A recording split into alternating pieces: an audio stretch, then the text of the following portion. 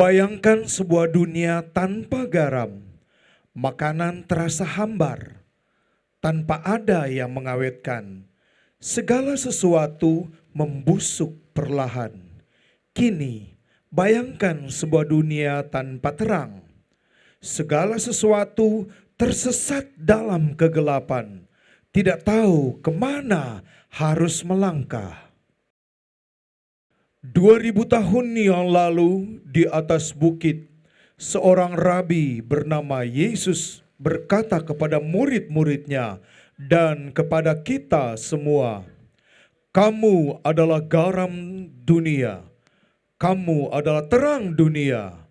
Bukan kamu harus menjadi, tetapi kamu adalah."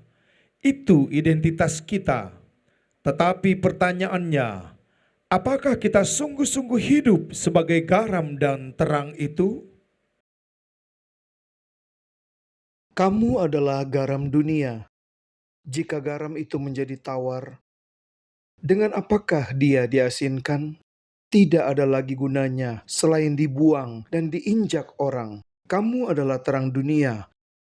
Kota yang terletak di atas gunung tidak mungkin tersembunyi. Lagi pula, orang tidak menyalakan pelita lalu meletakkannya di bawah gantang, melainkan di atas kaki dian, sehingga menerangi semua orang di dalam rumah itu. Demikianlah hendaknya terangmu bercahaya di depan orang, supaya mereka melihat perbuatanmu yang baik dan memuliakan Bapamu yang di sorga. Drama yang akan kita saksikan bersama malam ini adalah kisah tentang seorang pemuda bernama Hendra dan perjuangannya menjaga nyala terang dalam hidupnya ketika dunia mencoba memadamkannya. Hendra sedang duduk membantu Ibu Sari membereskan keranjang bahan makanan. Suasana hangat dan akrab.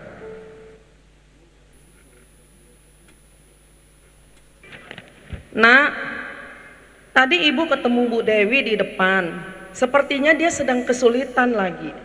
Anaknya masuk rumah sakit, tagihan belum terbayar. Iya Bu, Hendra sudah tahu. Tadi sore Hendra mampir bantu sedikit buat biaya transport. Tapi sepertinya masih kurang. Kamu memang anak ibu. Hati kamu selalu di tempat yang benar, nak. Ibu jangan memuji berlebihan. Hendra cuma lakukan apa yang seharusnya. Kalau kita punya lebih ya kita bantu. Bukan soal punya lebih atau tidak, nak. Banyak orang yang punya lebih tapi matanya tertutup. Kamu tahu kenapa? Kamu bisa lihat kebutuhan orang lain karena terang Tuhan menyinari hatimu. Jangan biarkan terang itu padam.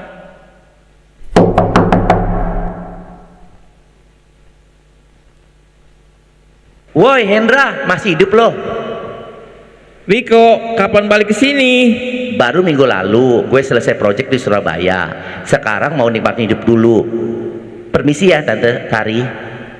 Oh Riko, silakan masuk. Bro, lu masih kayak dulu ya? Hidupnya tenang banget ya, terlalu tenang malah. Memang kenapa? Tenang itu bagus kok. Bagus, atau lu nggak berani ambil lebih?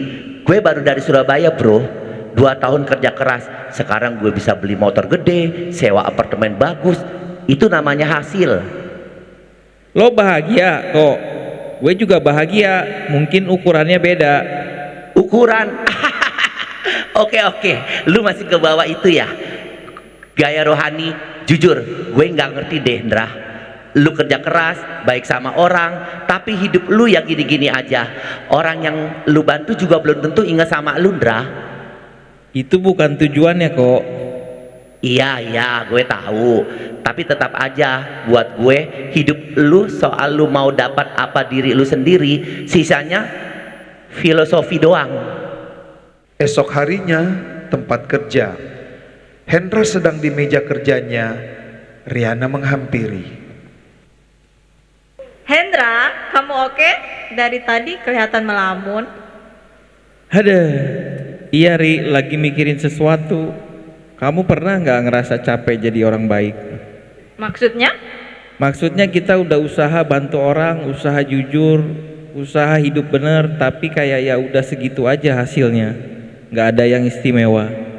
Hendra, menurutku hasilnya itu bukan sesuatu yang selalu bisa kita lihat pakai mata. Kadang yang kita tanam orang lain yang merasakannya. Hahaha, kayaknya kamu pernah ngomong itu ke gue juga dulu. Dan gue akan terus ngomong itu selama lo butuh mendengarnya. Kamu ketemu siapa kemarin, Indra? Ada sesuatu yang beda dari kamu hari ini? Beberapa hari kemudian, Hendra dan Riko sedang di warung kopi. Riko bercerita penuh semangat. Jadi gue bilang ke kliennya, Pak, data ini bisa diubah sedikit tampilannya biar kelihatan lebih meyakinkan. Dan berhasil, kontrak ditangani 30 juta bro. Tunggu, diubah tampilannya, maksudnya gimana? Nggak perlu dipikirin detail teknisnya. Yang penting hasil akhirnya bagus untuk semua pihak kan. Iya sih. Nah itu dia bro. Lu mulai ngerti, dunia ini bukan hitam putih. Kadang kita perlu fleksibel. Ngomong-ngomong, Bu Dewi yang tetangga lu itu lagi minta-minta bantuan lagi ya? Emang kamu tahu? Gue lihat dia di depan rumah lu tadi. Indra, gue nggak mau ikut campur, tapi lu udahlah cukup banyak bantu dia. Sampai kapan? Ada batasnya juga bro. Lu juga butuh nabung buat diri lu sendiri. Mungkin lo bener juga kok. Malam hari, depan rumah Dewi. Dewi berdiri, tampak lelah dan cemas. Hendra lewat melihatnya tapi memperlambat langkah. Lalu melanjutkan berjalan tanpa menghampiri. Mas Hendra,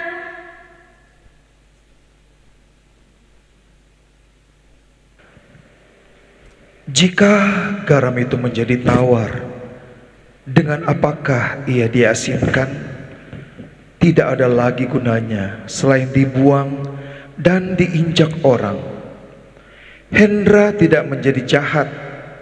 Ia hanya berhenti bersinar. Dan terkadang itulah yang paling berbahaya. Bukan musuh dari luar, melainkan keengganan dari dalam. Di rumah, Ibu Sari sedang menunggu Hendra. Ia terlihat gelisah. Dra, ibu tadi ketemu Dewi, dia nangis. Ibu, Hendra capek, bisa kita bicara besok. Nggak bisa, duduk dulu. Kamu lewat di depan rumah Dewi malam ini, dia panggil kamu, kamu jalan terus. Bu, Hendra juga manusia biasa. Hendra punya kebutuhan sendiri, Riko bilang. Riko bukan tolak ukur untukmu, untuk hidupmu, Dra. Tapi apa yang Riko bilang masuk akal, Bu. Sampai kapan kita terus memberi kalau kita sendiri tidak pernah cukup? Dra, ketika ayahmu meninggal 12 tahun yang lalu, siapa yang bantu keluarga kita? Ingat, Pak Lurah yang bawa beras, Bu Tini yang masak untuk kita 3 hari, bahkan anak-anak yang nggak kita kenal bantu angkut kursi. Waktu itu kita punya apa, Dra? Kita tidak punya apa-apa, tapi Tuhan kirim orang itu buat kita.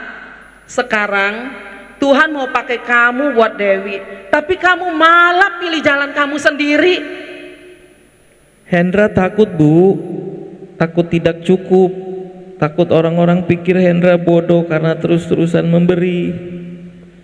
Terang tidak pernah khawatir kehabisan cahaya, nak. Yang perlu kamu tanya, apakah terangmu masih menyala? Malam hari, suara ketukan pintu keras-keras. Riana datang tergesa-gesa ke rumah Hendra.